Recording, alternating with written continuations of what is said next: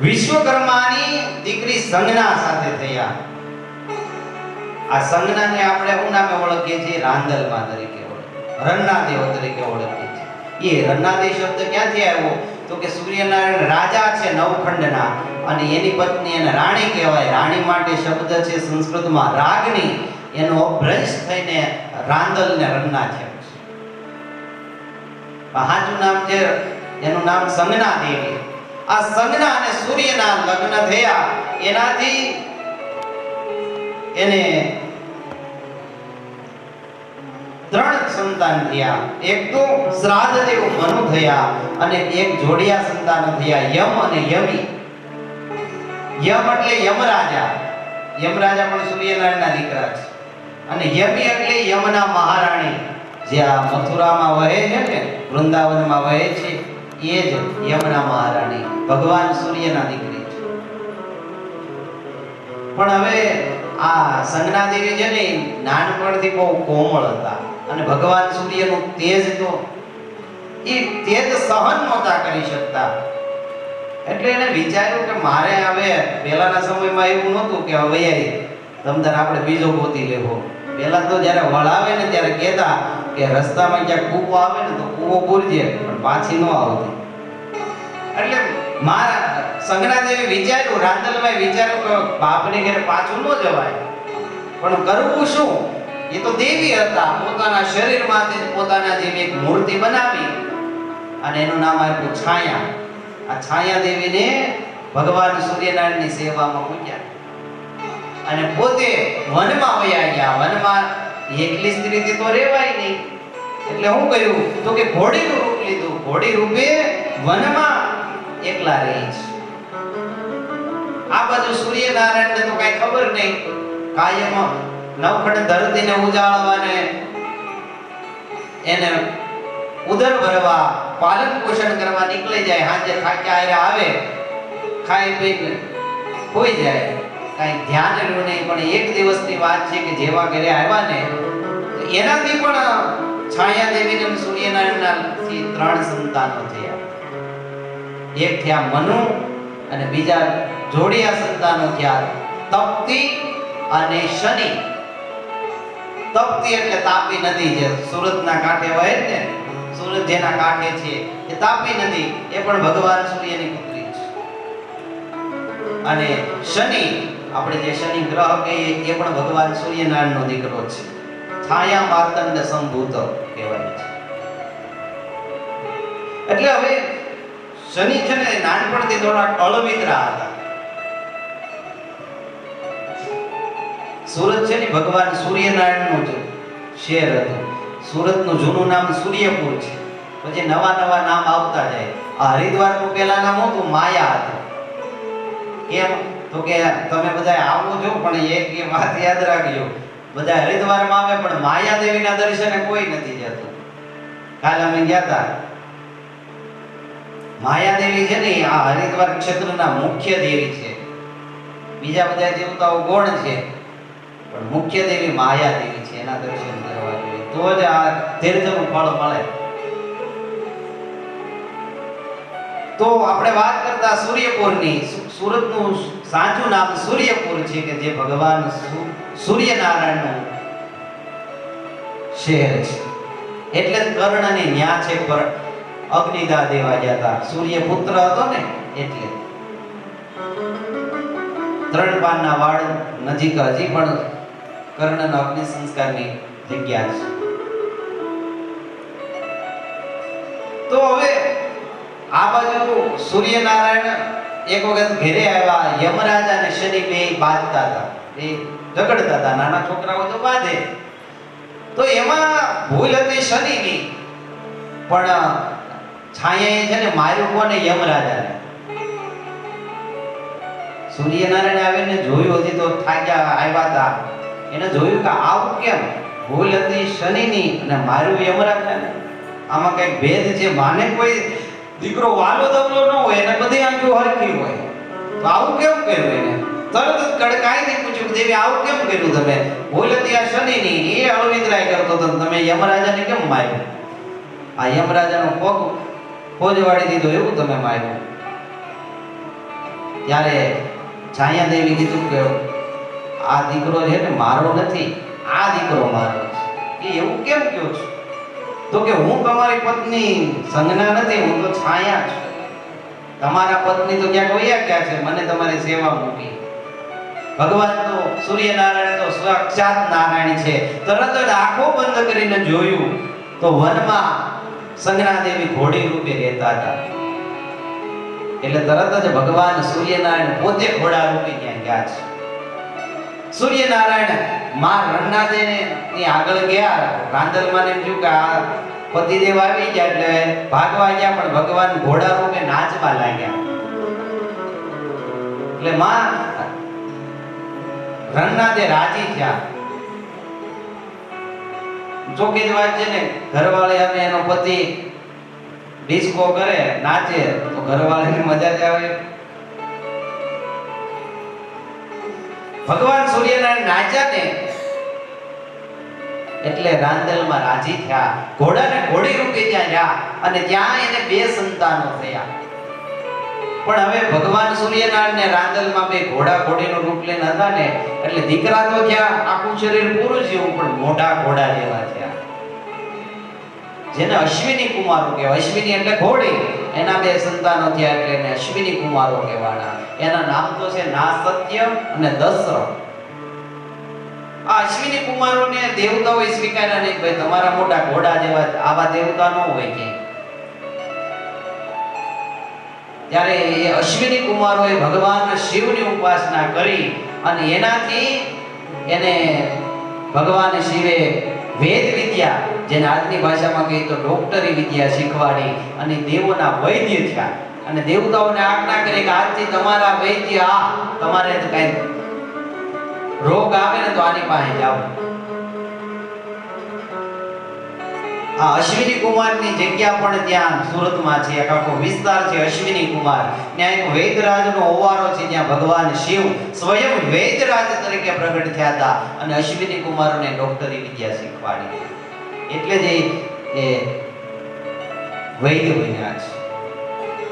આ રીતે અશ્વિની કુમારોને દેવોના વૈદ્ય તરીકે સ્થાપ્યા. હવે સૂર્યનારાયણ કે દેવી હવે આ ઘોડા ઘોડી રૂપે કેટલા સમય રહેશું? હાલો હવે ત્યારે રણનામાં કહે કે મને છે ને તમારું તેજ સહન નથી થતું. તો 2 અસલ સ્વરૂપમાં આવી ગયા અને ગયા વિશ્વકર્મા પાસે. વિશ્વકર્મા તો દેવોના શિલ્પી, એની પાસે બધી કારીગરી.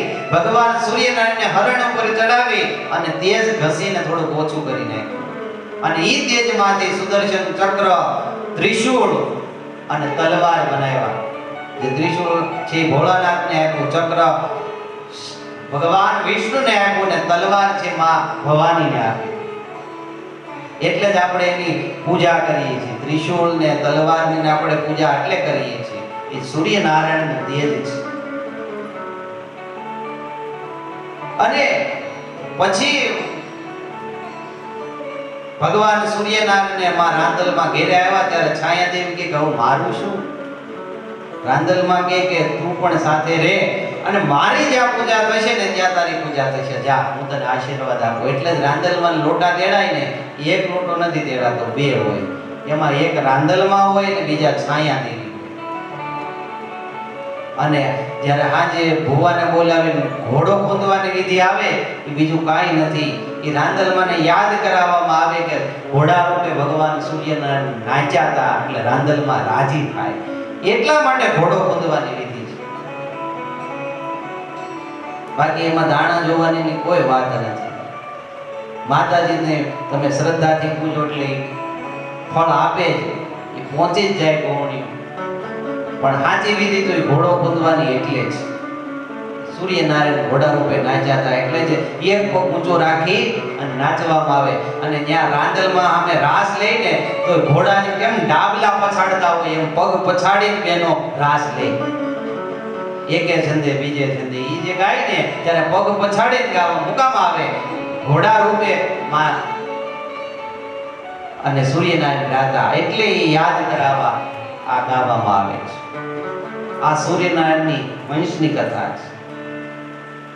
અને જે મનુ રાજા હતા એના જ વંશમાં આપણે બધા ઉત્પન્ન નથી, એટલે જ આપણે બધા માનવું કહેવાય છે. એટલે આ પૃથ્વી ઉપર જે છે ને બધાય સૂર્યનારાયણનો જ વંશ છે, એમ યાદ રાખો. સૂર્યના વંશમાં આપણે બધાય છીએ, એટલે આપણે બધાએ સૂર્યનારાયણની ઉપાસના કરવી જોઈએ. તમે ખાલી ક્ષત્રિયો જ ઉપાસના કરો એવું નહીં, અમે બ્રાહ્મણો પણ સૂર્યનારાયણની જ ઉપાસના કરી. ગાયત્રી મંત્ર બીજું કાંઈ નથી, ભગવાન સૂર્યની જ ઉપાસના છે. સૂર્ય મંત્રનો અર્થ કાઢો ગાયત્રી મંત્રનો, એટલે એમાં એમ જ કીધું કે હે ભગવાન સૂર્યનારાયણ, અમારી બુદ્ધિને તમે સન્માર્ગે પ્રેરો, આવો અર્થ થાય ગાયત્રી મંત્રનો. એટલે ગાયત્રી મંત્ર ફક્ત બ્રાહ્મણોએ જ નહીં, ક્ષત્રિયોએ અને વૈશ્યોએ પણ કરવી જોઈએ. પણ હવે ધીમે ધીમે અમારે બ્રાહ્મણો પાસે વધી, બાકી ક્ષત્રિયો તો ટીંગાડી દીધી, તલવાર ને ધનુય બે.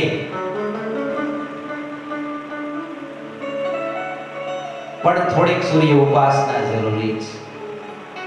હવે આગળ શુક્રાચાર્ય મહારાજને કીધું કે મારા દીકરાને તમે વિદ્યા ભણાવો.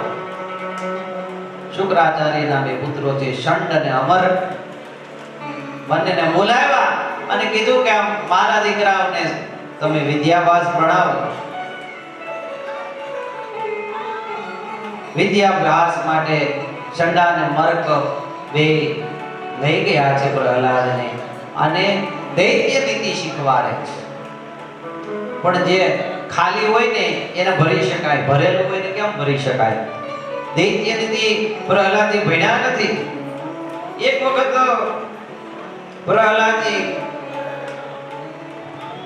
ઋષિઓના આશ્રમમાંથી પોતાના રાજ્ય દરબારમાં આવ્યા, અને હિરણ્યકશિપુએ પ્રહલાદજીને ખોળામાં બેસી અને પૂછ્યું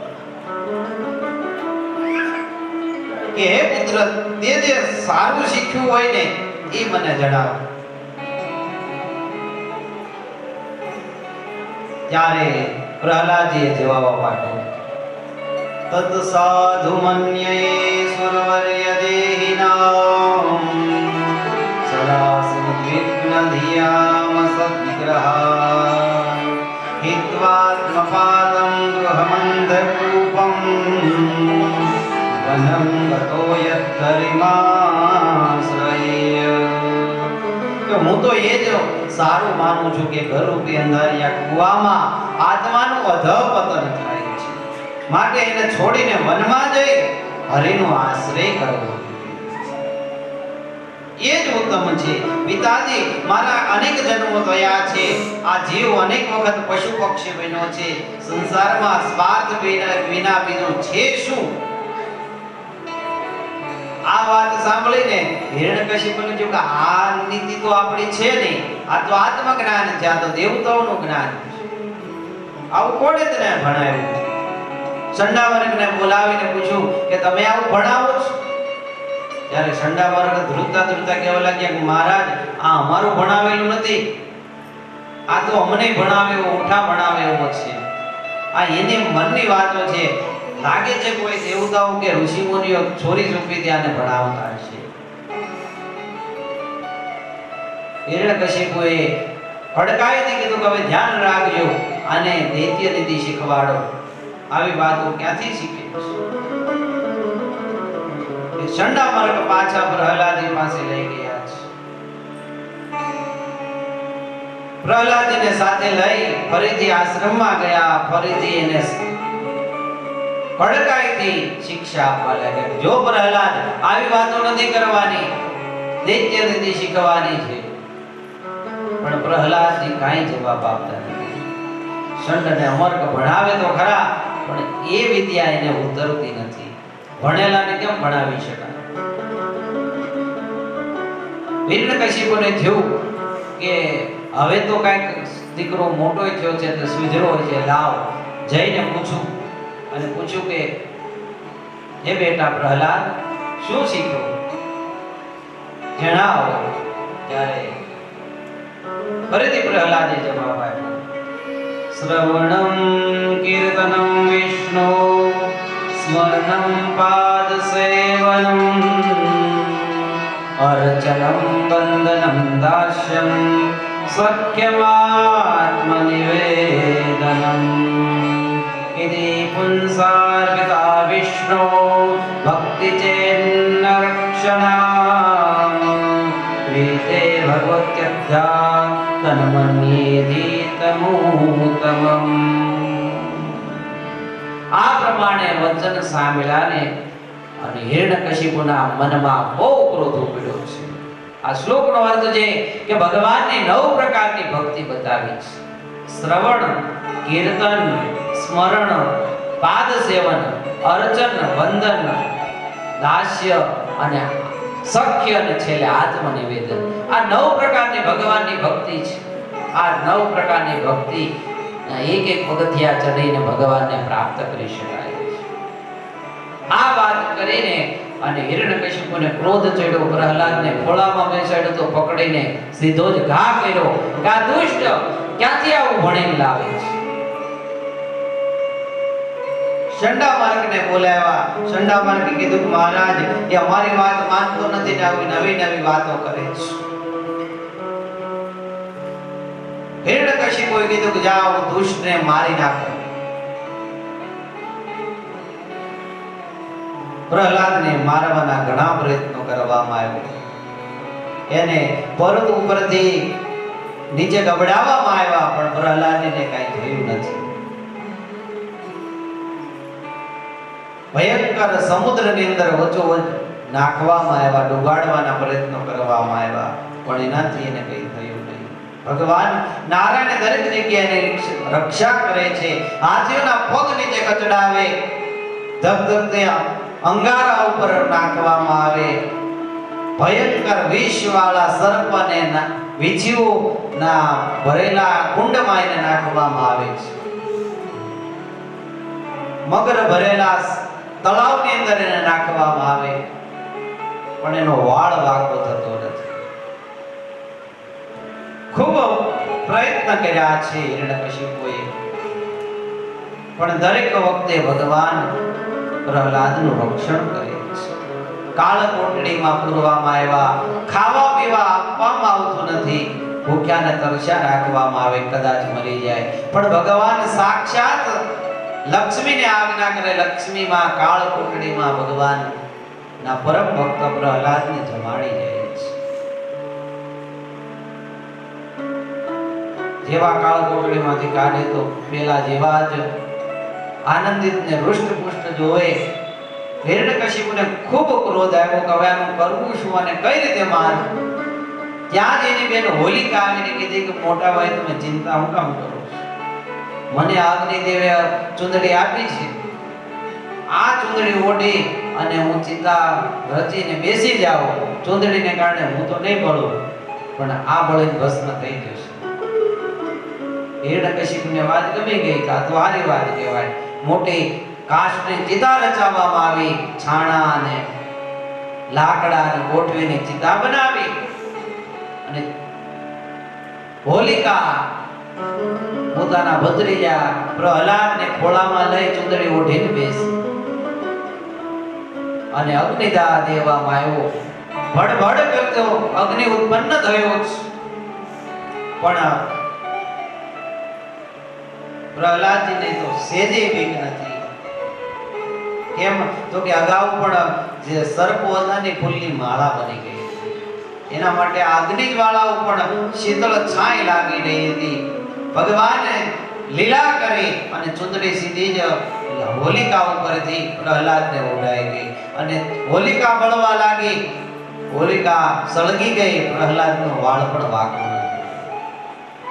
આખી ચિતા સળગીને રાખ થઈ ગઈ. પ્રહલાદજી રાખમાંથી બહાર આવ્યા. આ જોઈને ભગવાનના જે ભક્તો હતા ને ઋષિ મુનિઓ હતા ને આનંદિત થઈ ગયા અને એને હોળી રેવા એટલે કે ધૂળેટીનો ઉત્સવ કર્યો.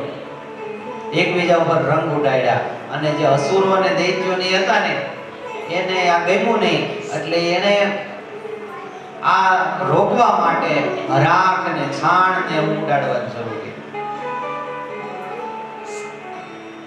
અને ત્યારથી જ આ ધૂળેટીનો ઉત્સવ શરૂ થયો કહેવાય. હોળીના દિવસે જ હોળીનું દહન થયું.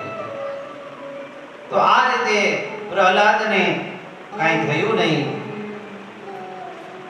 હિરણ્યકશિપુએ ફરીથી પ્રહલાદને કાળ કુંડળીમાં પૂરી દેવાની આજ્ઞા કરી છે. ષંડ અને અમર કે એકવાર ફરીથી મોકો આપો, કદાચ એની અમે બુદ્ધિ ફેરવી નાખીએ એવું બને. પ્રહલાદજીને ષંડ અને અમર બે લઈ ગયા છે, થાંભલા સાથે બાંધી મારીને દૈત્ય નીતિ શીખવાડે છે. પણ રાજકાજના કાર્ય માટે ષંડ અને અમરને એકવાર ક્યાંક બહાર જવાનું થયું.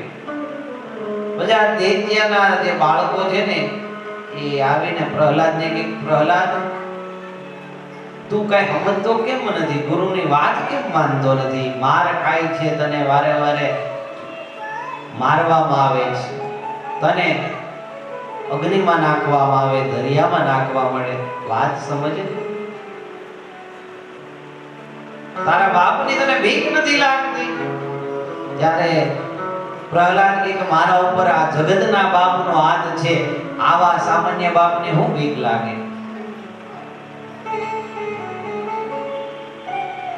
એના તમે નામ જપ કરો ને તો તમારી બીક વહી જાય. તો કે એમ?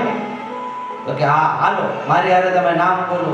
અને પ્રહલાદજી એ બધા જે દૈત્યોના બાળકો હતા ને એને નામ જપ કરતા કરી દીધા. ષંડ અને અમર કાયવા ને એ તો ક્રોધિત થઈ ગયા કે અરે રે આની એકને સુધારવા જાય તેમાં આખી પાઠશાળાના છોકરાને બગાડીશ. તરત જ પકડીને ઢસડીને લઈ ગયા હિરણ્યકશિપુ પાસે. મહારાજ અમારું આમાં કામ નથી, આ એક બગડેલો છે આખી પાઠશાળાને બગાડી દેશે, આનું તમે કંઈક કરો. અને હવે હિરણ્યકશિપુને ક્રોધ આવ્યો છે ને કીધું ક્યાં છે તારો નારાયણ? તું કહે છે કે દરેક જગ્યાએ છે, બતાવો મને તારો નારાયણ. તો કે પિતાજી મારો નારાયણ ક્યાં નથી એમ તમે કહો, સમગ્ર સૃષ્ટિમાં મારો નારાયણ છે. તો કે એમ? તો તરત જ એક થાંભલો ધગધગતો કરાયો અને કીધું કે જો તારો નારાયણ આમાં હોય તો એને બધ ભરી જા. તરત જ પ્રહલાદજી તો ભગવાનના ભક્ત હતા, થાંભલાને બધ ભરવા જાય અને બધ ભરી લીધી. કીધું કે જો મારો નારાયણ આમાં છે, મને કાંઈ નથી થયું. તરત જ હિરણ્યકશિપુને ક્રોધ આવ્યો કે જો તારો નારાયણ આમાં હોય ને તો આને ભાંગીને ભૂકો કરી નાખું. દોડીને હિરણ્યકશિપુ ગદા લઈને થાંભલા પર મારવા જાય. ત્યાં જ ધડાકો થયો. ધડાકો થતાની સાથે જ ભગવાન નરસિંહ પ્રગટ થયા. બોલો નરસિંહ ભગવાન કી. નરસિંહ ભગવાન જેવા જ પ્રગટ થયા. તરત જ હિરણ્યકશિપુ સાથે ભગવાન યુદ્ધ કરવા લાગ્યા છે. હિરણ્યકશિપુને રમાડવા લાગ્યા છે. થોડીક વાર એની ગદા આંચકી લે, ઘડીક ગદા આપે, ઘડીક હિરણ્યકશિપુના મુષ્ટિકાનો પ્રહાર સહન કરે, ઘડીક હિરણ્યકશિપુને મારે, આમ રમાડે. કરતા કરતા સાંજનો સમય થયો. ઋષિમુનિઓ આકાશમાંથી ભગવાનની પ્રાર્થના કરે. ભગવાનને કહે કે હે પ્રભુ જલ્દીથી હવે દૈત્યનો ઉદ્ધાર કરો. ભગવાને જોત જોતામાં જે દૈત્યને પકડ્યો છે, ઢસડીને ઉંબરામાં લઈ ગયા, ખોળામાં બેસાડીને કીધું બોલ અત્યારે રાત છે કે દિવસ? બોલ તો અત્યારે ઘરમાં છે કે બહાર? હું નથી પુરુષ કે નથી પશુ, હું બ્રહ્માજીના લોકનો એક પણ જીવ નથી. આ મારા નખ નથી સજીવ કે નથી નિર્જીવ. આમ કહી ભગવાને હિરણ્યકશિપુના પેટને ચીર્યું. ચીરીને એના આંતરડા લઈ પોતાના ગળામાં બેસાડી પહેરી લીધા છે. અને ભગવાન નરસિંહ ક્રોધ કરવા લાગ્યા. સમગ્ર સૃષ્ટિ બળવા લાગી. આકાશ થવા લાગ્યો છે, ધરતીકંપ થવા લાગ્યા, પર્વતો ખળબળવા લાગ્યા છે, નદીઓ ઓગળવા લાગી, સમુદ્રો બળવા લાગ્યા. સમગ્ર સૃષ્ટિ ત્રાહિમામ ત્રાહિમામ પુકારવા લાગી. બધા જ દેવતાઓ અને બધા જ ઋષિમુનિઓ દોડીને ભગવાનને શાંત કરવા જાય, પણ ભગવાન શાંત થતા નથી. જેમ જેમ શાંત કરવા થાય એમ ભગવાન વધારે ક્રોધિત થવા લાગ્યા છે. બધા જ માં લક્ષ્મીને કહે માં જાઓ તમે તમારા પતિદેવને સમજાવો, શાંત કરો. માં લક્ષ્મી તો 16 શણગાર લઈ હાથમાં આરતીની થાળી લઈને જેવા છમછમ કરતા ગયા. ભગવાન નરસિંહે ત્રાળ નાખી. ત્રાળ નાખતા જ માં લક્ષ્મી થાળી લઈને ભાગ્યા છે. કોઈમાં આવું સ્વરૂપ તો મેં કોઈ દી જોયું નથી મારા વરનું. ભાગ્યા છે માં લક્ષ્મી. બધા જ હાર્યા છે થાક્યા છે છેલ્લે બ્રહ્માજી કીધું વત્સ પ્રહલાદ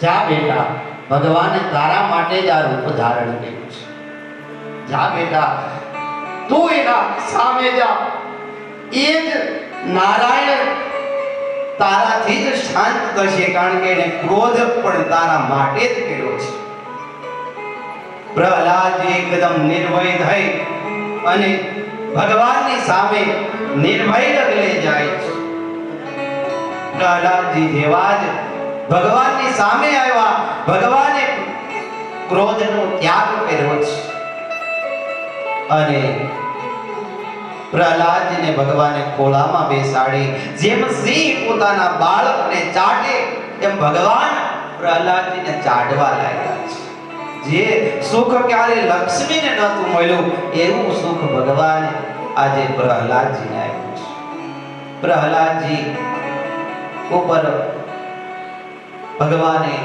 પ્રેમ વરસાવ્યો અને કીધું વત્સ માગ શું જોઈએ છે તારે મારે આવવામાં બહુ મોડું થયું ભગવાન આજે પ્રહલાદજી માફી માંગે છે કે મારે બહુ આવવામાં મોડું થયું તને તારા બાપે બહુ દુઃખ આપ્યું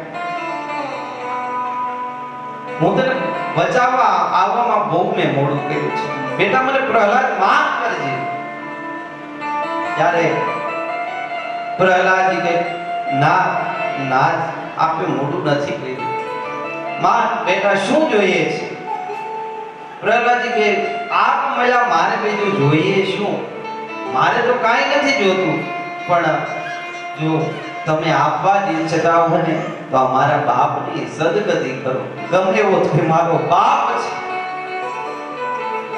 જ્યાં આ વાત કરીને ભગવાન કે ધન્ય છે બેટા પણ હું કોઈને મારતો નથી બેટા હું જેને તારું એને તારું જેને મારું એને તારું તારા બાપનો ઉદ્ધાર છે જા બેટા તું ચિંતા ન કર આવી ભગવાને પ્રહલાદજી ઉપર કરુણા કરી અને ભગવાનની સ્તુતિ નારદ વગેરે ઋષિ મુનિઓના પ્રેરણાથી પ્રહલાદજી કરી સ્વપાદ મૂલે પતિતં તમર્કં વિલોક્ય દેવ કૃપયા પરિપ્રો બોધાપ્યતાચીશ તથાત કરામ્યં કાલાય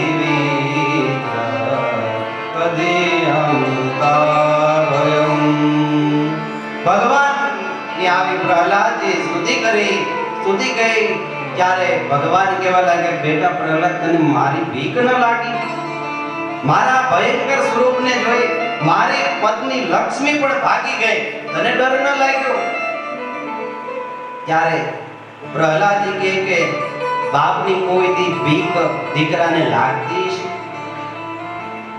સિંહનું બચ્ચું હોય એ તો સિંહને મૂછો ખેંચે એની ઉપર જ રમે સિંહ એને કાંઈ બગાડે નહીં એમ હું જાણતો હતો કે આ મારો બાપ છે તો હું કેમ ડરું પ્રહલાદજીના આવા નિર્ભય વચનો સાંભળી અને ભગવાન ખૂબ રાજી થયા બધા દેવતાઓ પણ આવીને ભગવાન નૃસિંહની પ્રાર્થના કરી બ્રહ્માજી આવ્યા તો બ્રહ્માજીને ઠપકો આપ્યો બ્રહ્માજી આશીર્વાદ આપવામાં ધ્યાન આપો આવા આશીર્વાદ લ્યો છો મારા ભક્તોને આ હેરાન કરે હિરણ્યકશિપુને તમારે આવા આશીર્વાદ નહોતા આપવા હવેથી આશીર્વાદ આપવામાં ધ્યાન આપજો આમ કહી અને ભગવાન નૃસિંહ બધા જ દેવતાઓની પૂજા સ્વીકારી અને અંતર્ધ્યાન થયા બોલો નૃસિંહ ભગવાન કી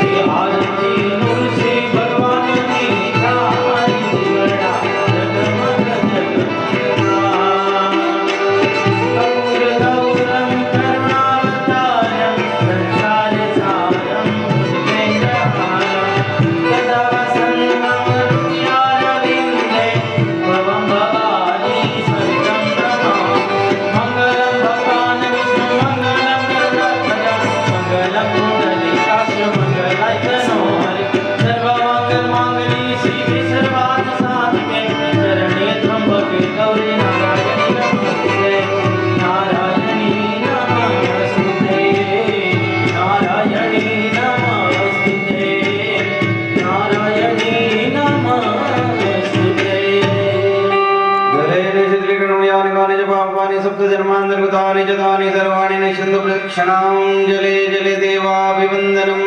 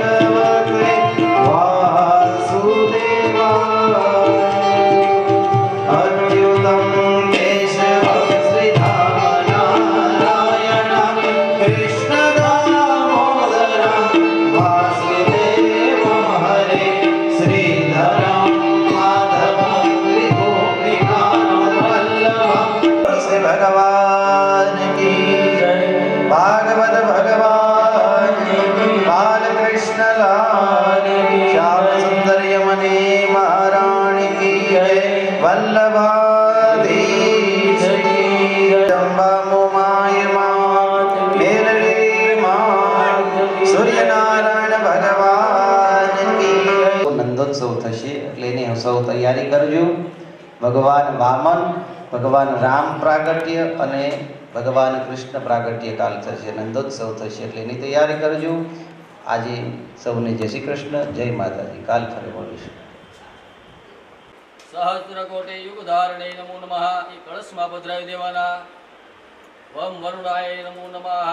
आव्यामि स्थापयामि पूजयामि। चतुर्वेदानां पूजयेत। कळश ने चारे बीजू चांटला कर देवाना। आया चंदनना तमे करी दियो, न्या कंकुना करी दियो। पूर्व में ऋग्वेदाय नमः, दक्षिणे यजुर्वेदाय नमः, पश्चिमे सामवेदाय नमः, उत्तरे अथर्ववेदाय नमः। कलश मध्यम ते वरुणाय नमो नमः। कलश ने अंदर कंकुना चंदनना छाटना कर देवाना। हरि ओम। बे हाथ जोड़े ने वरुण भगवान ने वरुण भगवान नु ध्यान धरी जावानु। नमो नमस्ते स्फटिका प्रवाय सुसवेदहारा यशु मंगलाय सुपासहस्र यज शासनाय जलादिनाथ य नमो नमस्ते। वरुण परमात्मा नमो नमः। केवल नमस्कार। सर्वे मंडलानि तीर्थानि आवाय। बधी नदीना तीर्थामां आवे एवो भाव करी जवानो। ध्येन मुद्रा अमृत कृत्य नमः। गायना आचरण जेवी मुद्रा आवे तो ध्येन मुद्रा आवे। अंकुठ्य એટલે કે આંકડો આવે। ગાય નમો નમઃ। એક એક ચમચી પાણીની ફેરવી લેવાની। લોટામાંથી એને વાટક્યામાં લઈ લેવાની। વાટક્યામાંથી લોટામાં બદલાવી દેવાની। પછી એક ચમચી ડાબા હાથમાં તમારે ભરી લેવાની। કારણ કે કઈ વસ્તુ કેવી છે કોનો સમરિત પુંડરીકાક્ષ સભાયાભ્યંતર સુચેતિ પવિત્રીકરણમઃ પવિત્રાંતૈનઃ વિશ્વાનિ દેવ નમિતુરદુરિતાનિ પરાજુભાય બદ્રંદન આશુવાહ કળશ સમુખે વિષ્ણુ કંઠે રુદ્ર મૂલે તૃત મધ્યે માતૃમણા સુદા કુશુદ સાગરા સર્વ સપ્ત શિવ સુંદરા રોગ ભેદ ચતુર જામંગે જમને જીવ ગોદાવરી સરસ્વતી નમો વરદે જય પાપ વિનાશિની બહુબલ દે જય શુંભ નિશુંભ કપાલ ધરે પ્રણમામિ તુ દેવી દેવી મુંબાઈ દેવી નમો નમઃ ધ્યાનાર્થે આહ્વાનાર્થે ગંધાક્ષત પુષ્પાણિ મનુ હરિ ઓમ દેવા ગોવિંદ દામોદર માધવેરી રાધા કૃષ્ણ પરમાત્માને યુગલ સ્વરૂપાય નમો નમઃ ધ્યાનાર્થે આહ્વાનાર્થે ગંધાક્ષત પુષ્પાણિ સમર્પયામિ બધા પુષ્પ ભેગા કરીને ભગવાનના ચરણમાં પધરાવી દો.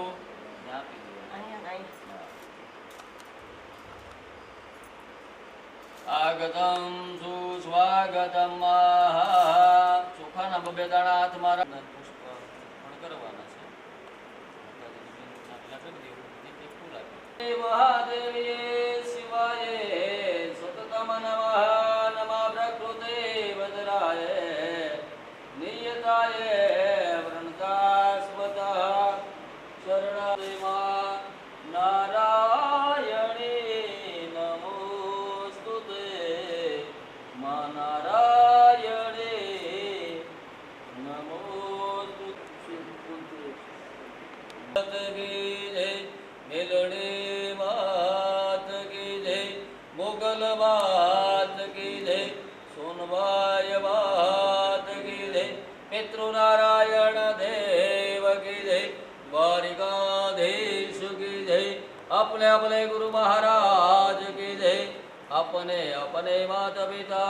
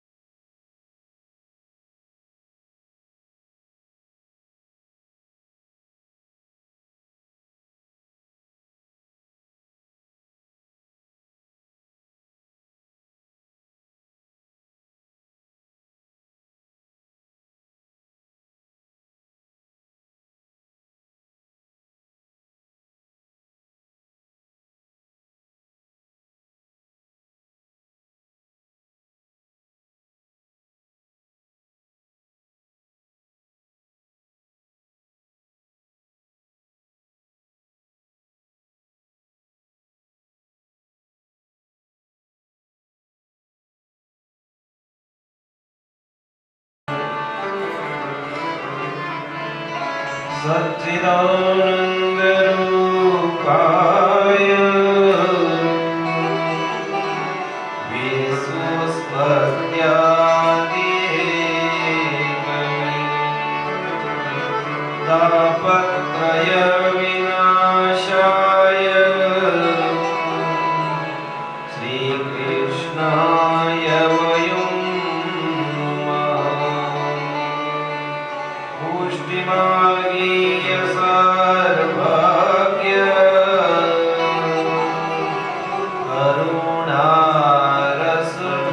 करुणारसपूरित श्रेष्ठ फलप्रदाता च तस्मै श्री गुरुवे नमः. तस्मै श्री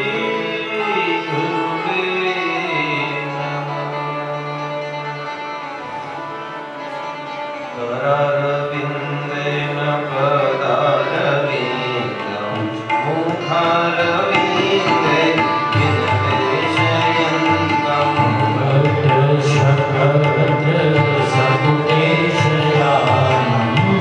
बालमुकुन्दं मणिसा स्मरामि. श्रीकृष्ण गोविन्द हरे मुरारे हे नाथ नारायण वासुदेव. हे पिब स्वामृतं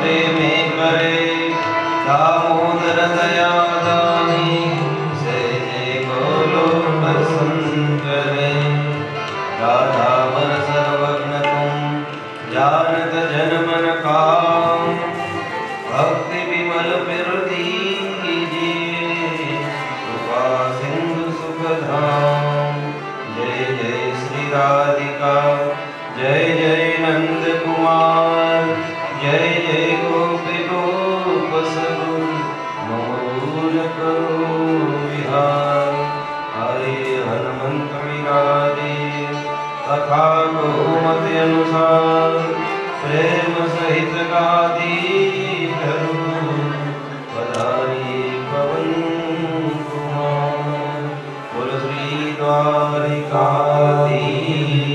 की बाल कृष्ण लाल की श्याम सुंदर यमुने महाराज वल्लभाधीश की भागवत भगवान की जय भागीरथी गंगे मात की जय जगदम्बा मोमा આજના સત્રમાં પ્રવેશ કર્યો. કાલે આપણે પ્રહલાદની કથા કરી. પ્રહલાદજી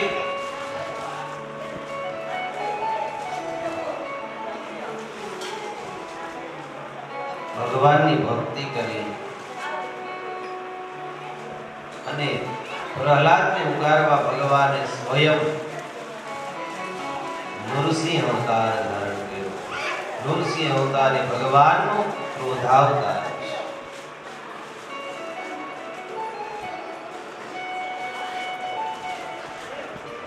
ભક્તો માટે ભગવાન પોતાનો સ્વભાવ પણ છોડે છે.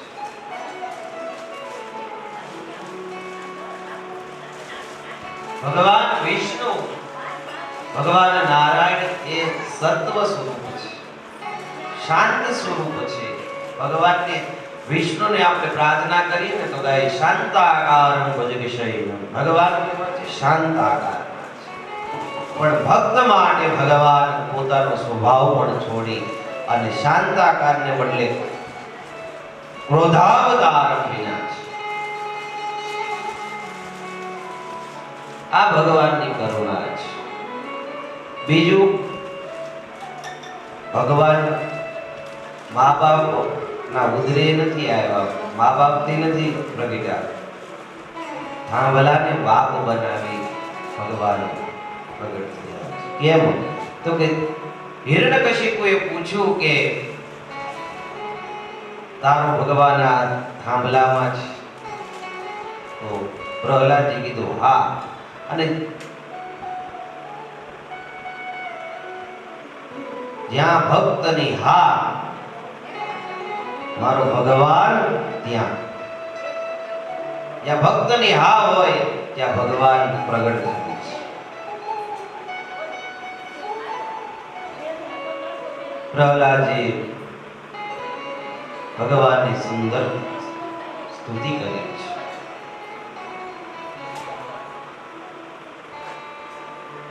અને જ્યારે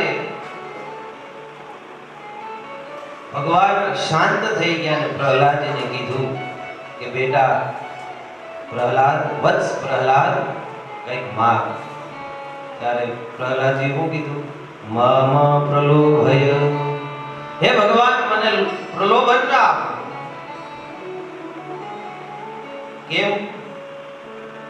તો કે નાન્યથા તે ખિલ ગુરુ ઘટે કરુણાત્મન યસ્તાશિષા શાસ્ત્રે ન સભૃત્ય સવૈવણી. ત્રણ શિખરો હતા. એક સોનાનું, બીજું રૂપાનું અને ત્રીજું લોઢાનું.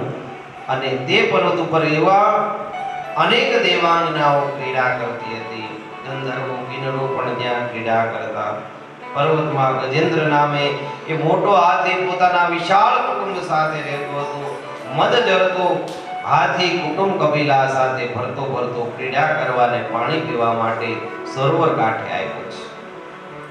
સરોવરના શીતળ જળમાં સ્નાન, પેટ ભરીને પાણી પીધું ને સ્નાન કર્યું. પછી સમસ્ત પરિવાર સાથે જળ ક્રીડા કરતો હતો. એવામાં એ હાથીનો પગ એક ગ્રાહ નામના જોડે પકડી લીધો છે. હાથીને એમ થયું કે મને કોઈ પહોંચી વળે એમ નથી,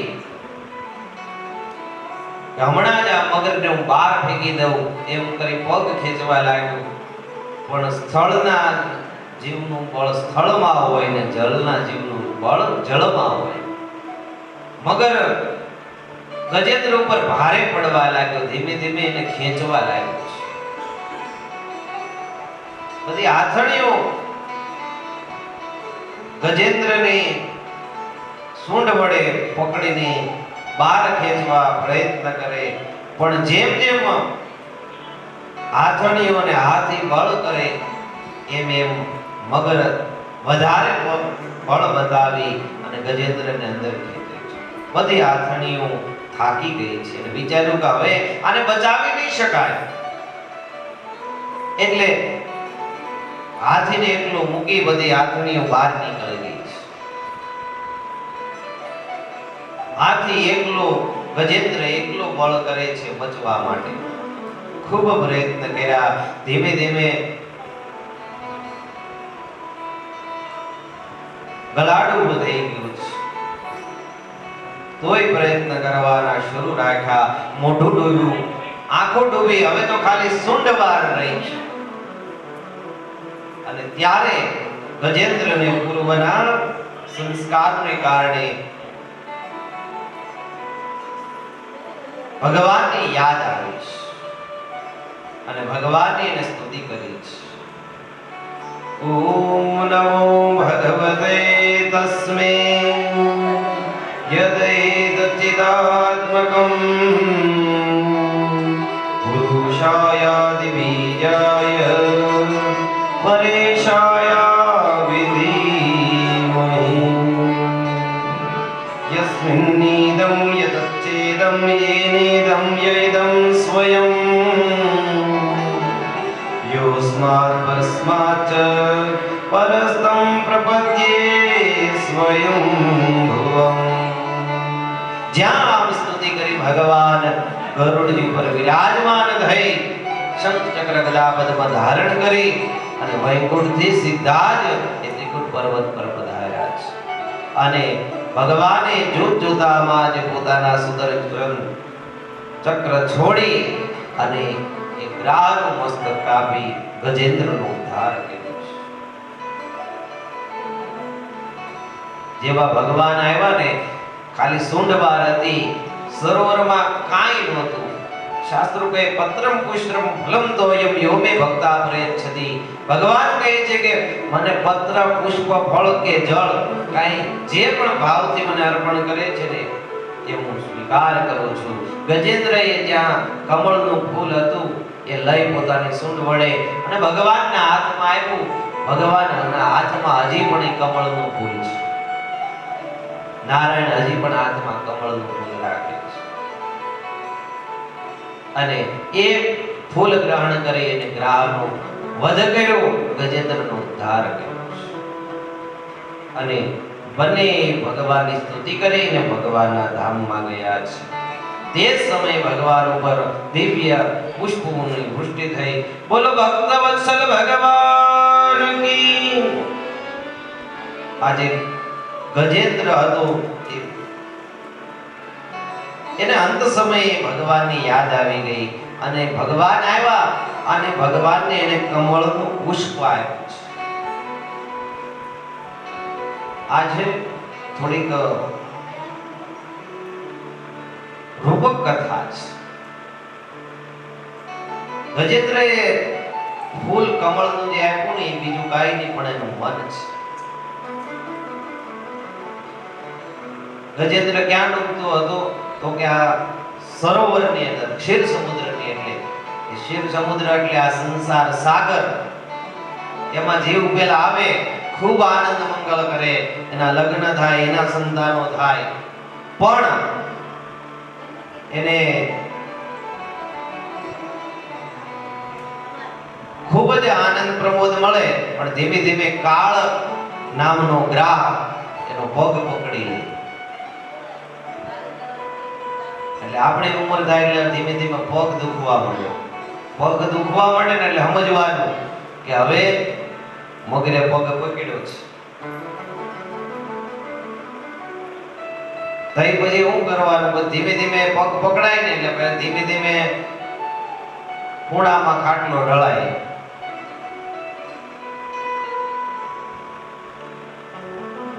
પછી ધીમે ધીમે બધા દૂર થવા લાગે. પહેલા તો બહુ પ્રેમ કરતા હોય, કારણ કે બધું કમાઈને આપતા હોય, પણ પછી હવે ધીમે ધીમે હાથ પગ કામ કરતા બંધ થાય એટલે પછી ધીમે ધીમે બધા દૂર થતા જાય. હાથણીઓ બધી મૂકીને વહી ગઈ, મદનિયા વૈયા ગયા, કોઈ માહેર રૂ નહીં.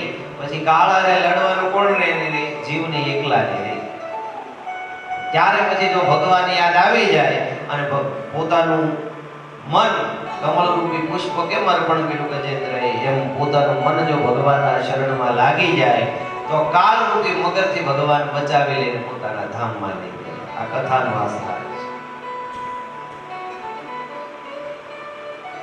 એટલે આ સંસારમાં આવ્યા ને જ્યાં સુધી આનંદ મંગળ થાય ત્યાં સુધી કરી લેવું, પણ સાથે સાથે ભગવાનના નામ જપ પણ કરવાનું. ગજેન્દ્ર પૂર્વ જન્મમાં ઇન્દ્રદ્યુમ્ન નામનો દ્રવિડ રાજા હતો અને એ ભગવાનની પૂજા કરવા બેઠો તો મૌન વ્રત ધારણ કર્યું હતું. ત્યારે અગસ્ત્ય ઋષિ આવ્યા. એટલે એ ઊભોય ન થયો, કારણ કે પૂજામાં બેઠો હતો એટલે ઊભું ન થવાય. મૌન વ્રત ધારણ કર્યું એટલે બોલ્યો નહીં. અગસ્ત્ય ઋષિને ખબર ને એને શાપ આપી દીધો કે જા તું હાથી જેવો છે ને હાથી થઈ જા. પછી અગસ્ત્ય ઋષિને જાણ થઈ કે આ રાજા તો ભગવાનની પૂજા કરવા બેઠો તો મૌન વ્રત ધારણ કર્યું હતું, એટલે કીધું કે હવે મારો શ્રાપ તો ફળ નહીં જાય, પણ જા તને ભગવાન તારો ઉદ્ધાર કરશે. તને તારા પૂર્વના સંસ્કારો, તારી ભગવાનની પૂજા યાદ આવશે, તને ભગવાનમાં મન લાગશે, ભગવાન તારો ઉદ્ધાર કરશે. અને આ જે જોડ છે ને એ હાહા નામનો ગંધર્વ હતો. બહુ રમતિયાળ હતો. એને જળમાં ડૂબકી મારવાનું બહુ ગમે અને જળમાં ડૂબકી મારી અને કોકના પગ ખેંચે, ટાટિયા ખેંચવાનું જ કામ હતું. એક વખત એને દેવલ નામના ઋષિ નદીમાં સ્નાન કરવા આવ્યા હતા અને હાથમાં પાણી લઈ ભગવાન સૂર્યનારાયણને દીધો અર્ઘ્ય આપતા હતા. ત્યાં જેનો પગ પકડીને ખેંચ્યો. જે ઋષિ હતા એને પછાડ્યા. દેવલ ઋષિને ક્રોધ ચડ્યો કે દુષ્ટ, તું પગ ખેંચે છે ને જા મગર થઈ જા. મગરની જેમ પાણીમાં આવીને તું પગ ખેંચે છે, તું મગર જેવો છે, જા મગર થઈ જા. અને ત્યારે એ હાહા ગંધર્વને પોતાની ભૂલ સમજાણી, રડવા લાગ્યો, માફી માંગવા લાગ્યો. ત્યારે કીધું કે જા તું પગ પકડતો રહી જા, હારા માણાના પગ પકડાઈ જાય એટલે તારો ઉદ્ધાર થઈ જાય. એટલે પગ પકડતા રહેવા, થોડું કડેથી વાગવું ઓળે, પગે લાગવું. કોઈ હારા માણાના પગ જો પકડાઈ ગયા ને તો આપણો ઉદ્ધાર થઈ જાય. આપણું શું છે, પગ નથી